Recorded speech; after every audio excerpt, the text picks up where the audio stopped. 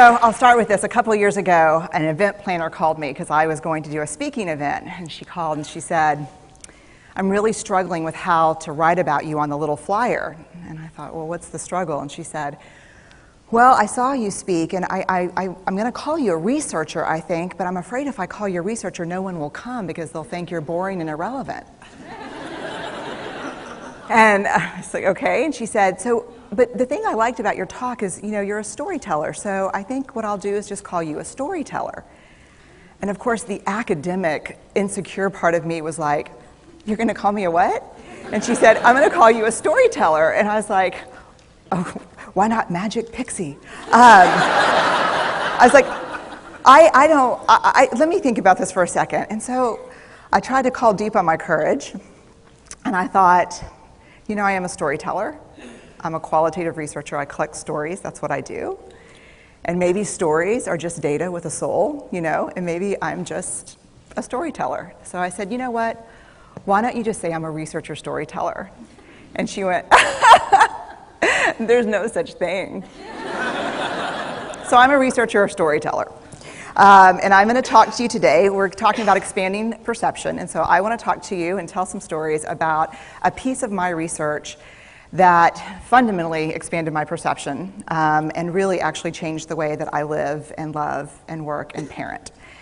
And this is where my story starts. When I was a young researcher, doctoral student, my first year I had a research professor who said to us, here's the thing, if you cannot measure it, it does not exist. And I thought he was just sweet-talking me. I was like, really? And he's like, absolutely. So you have to understand that I have a bachelor's in social work, a master's in social work, and I was getting my PhD in social work. So my entire academic career was surrounded by people who kind of believed in the life's messy, love it, and I'm more the life's messy, clean it up, organize it, and put it into a bento box.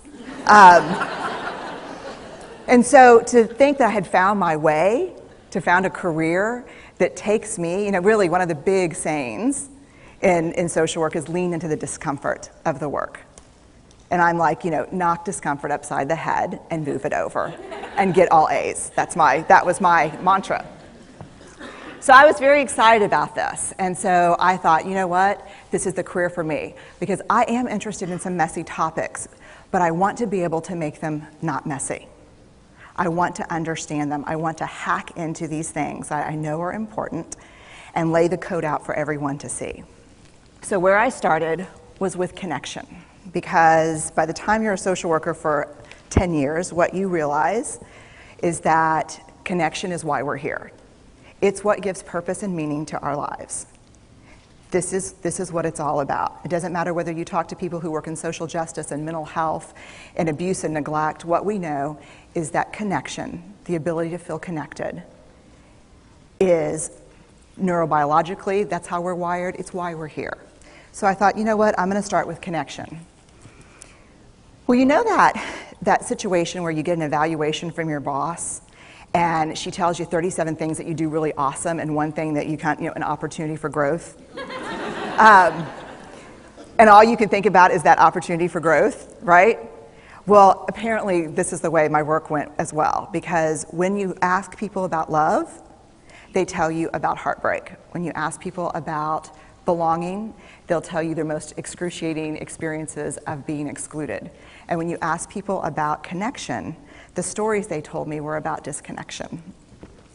So very quickly, really about 6 weeks into this research, I ran into this unnamed thing that absolutely unraveled connection in a way that I didn't understand or had never seen. And so I pulled back out of the research and thought, I need to figure out what this is. And it turned out to be shame. And shame is really easily understood as the fear of disconnection. Is there something about me that if other people know it or see it, that I won't be worthy of connection? The things I can tell you about it, it's universal. We all have it. The only people who don't experience shame have no capacity for human empathy or connection. No one wants to talk about it, and the less you talk about it, the more you have it.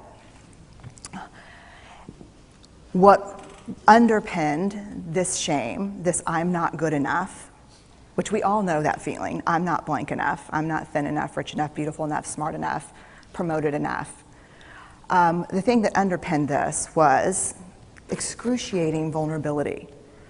This idea of, in order for connection to happen, we have to allow ourselves to be seen, really seen.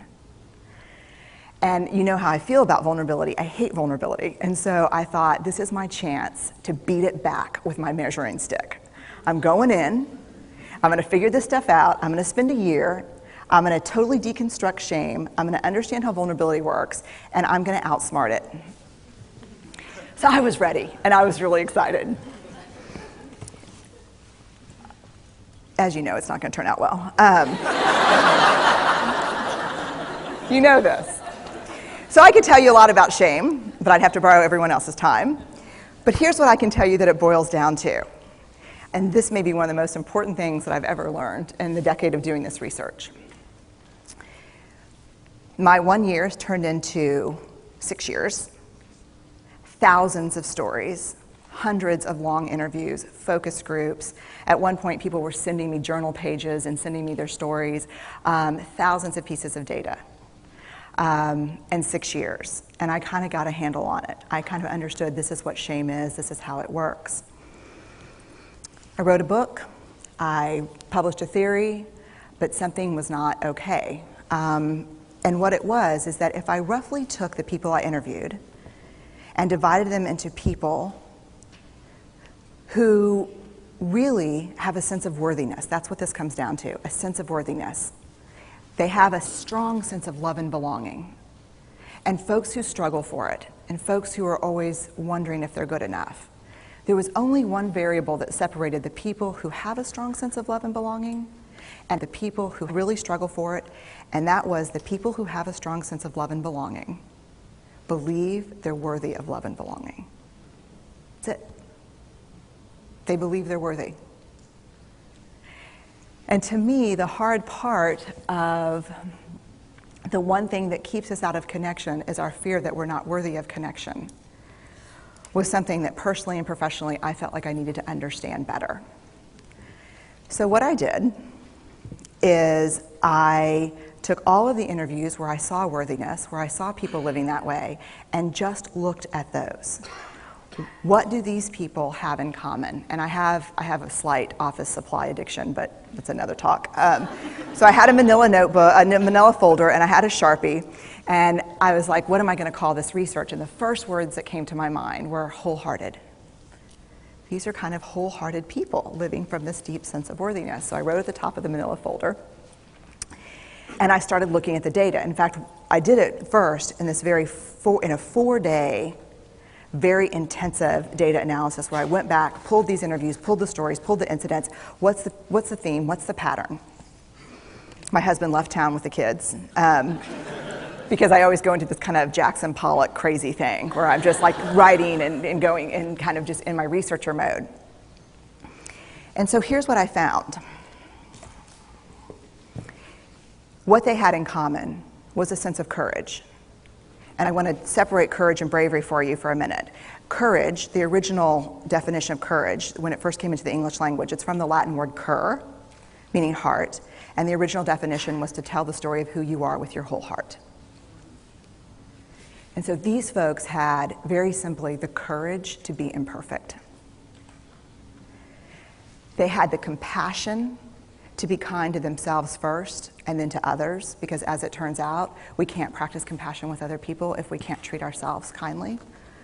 And the last was they had connection, and this was the hard part, as a result of authenticity. They were willing to let go of who they thought they should be in order to be who they were, which is, you have to absolutely do that for connection. The other thing that they had in common was this. They fully embraced vulnerability. They believed that what made them vulnerable made them beautiful. They didn't talk about vulnerability being comfortable, nor did they really talk about it being excruciating, as I had heard earlier in the shame interviewing. They just talked about it being necessary. They talked about the willingness to say I love you first. The willingness to do something where there are no guarantees. The willingness to breathe through waiting for the doctor to call after your mammogram. The willing to invest in a relationship that may or may not work out. They thought this was fundamental. I personally thought it was betrayal. I could not believe I had pledged allegiance to research, where our job, the definition of research is to control and predict, to study phenomenon for the explicit reason to control and predict. And now my mission to control and predict had turned up the answer that the way to live is with vulnerability and to stop controlling and predicting. This led to a little breakdown, which actually looked more like this. And it did. It led to I call it a breakdown, my therapist calls it a spiritual awakening. Spiritual awakening sounds better than breakdown, but I assure you it was a breakdown. And I had to put my data away and go find a therapist. Let me tell you something. You know who you are when you call your friends and say, I think I need to see somebody. Do you have any recommendations? Because about 5 of my friends are like, woo, I wouldn't want to be your therapist. And I was like, what does that mean? And they're like, I'm just saying, don't bring your measuring stick. It's like, okay. So I found a therapist. My first meeting with her, Diana, I brought in my list of the way the wholehearted live. And I sat down, and she said, how are you? And I said, I'm great, I'm okay. And she said, what's going on? And I said, and this is a therapist who sees therapists, because we have to go to those because their BS meters are good. And so I said, here's the thing, I'm struggling. And she said, what's the struggle? And I said, well, I have a vulnerability issue, and I know that vulnerability is kind of the core of shame and fear and our struggle for worthiness, but it appears that it's also the birthplace of joy, of creativity, of belonging, of love, and I think I have a problem, and I need some help. And I said, but here's the thing, no family stuff, no childhood shit, I just need some strategies.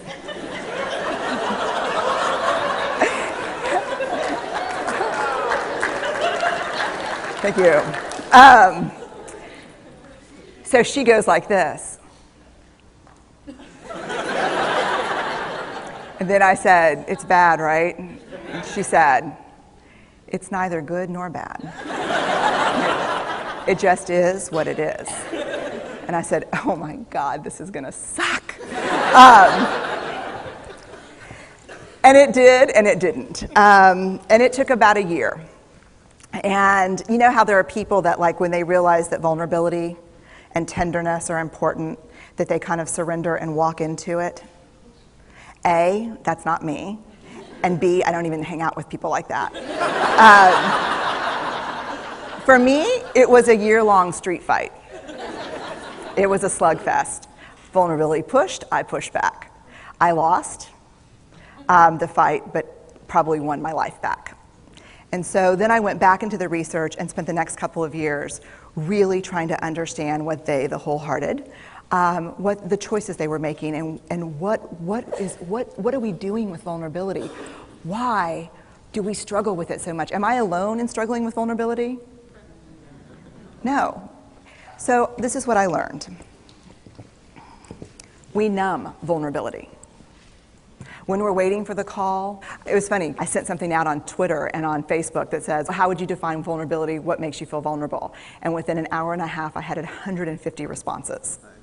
Because I wanted to know, what's out there.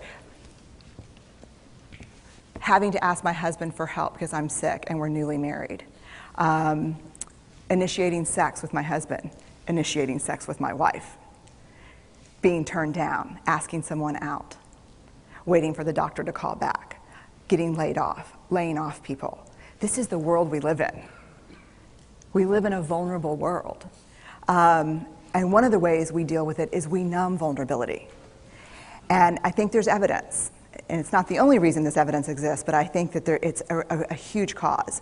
We are the most in debt, obese, addicted, and medicated adult cohort in US history.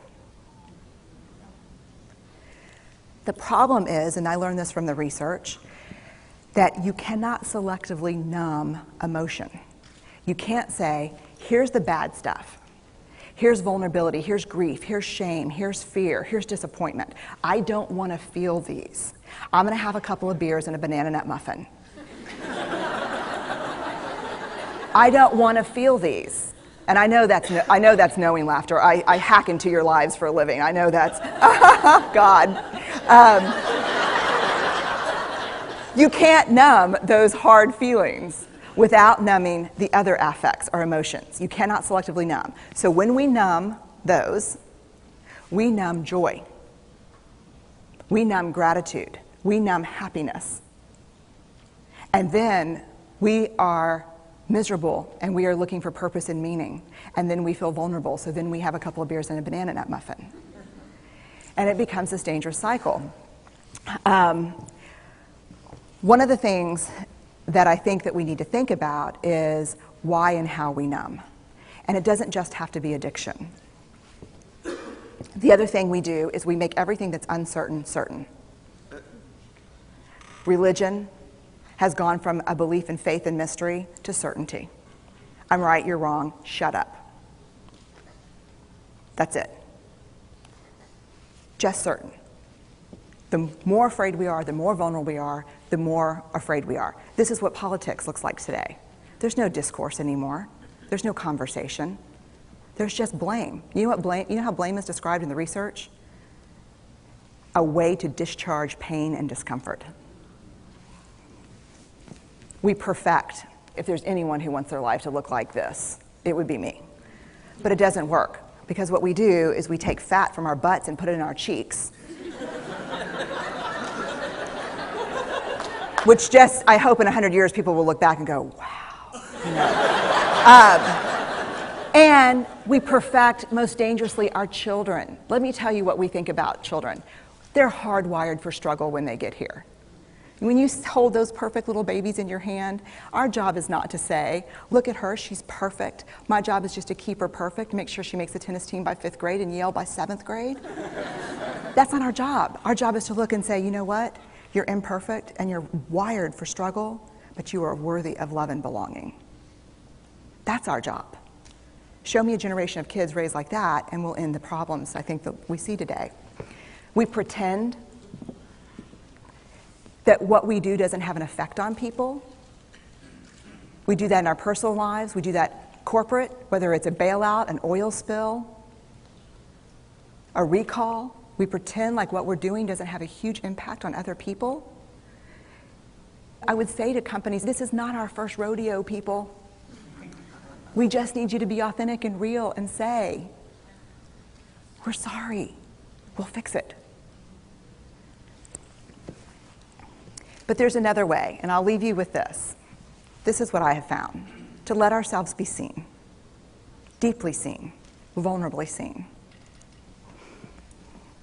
To love with our whole hearts, even though there's no guarantee.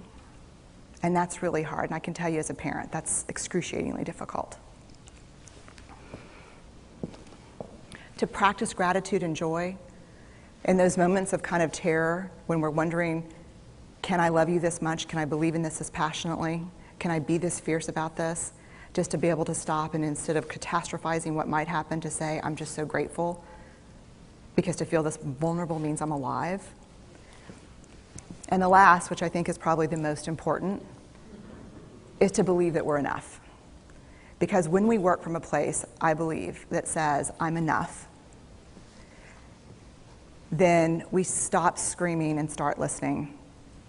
we're kinder and gentler to the people around us, and we're kinder and gentler to ourselves. That's all I have. Thank you.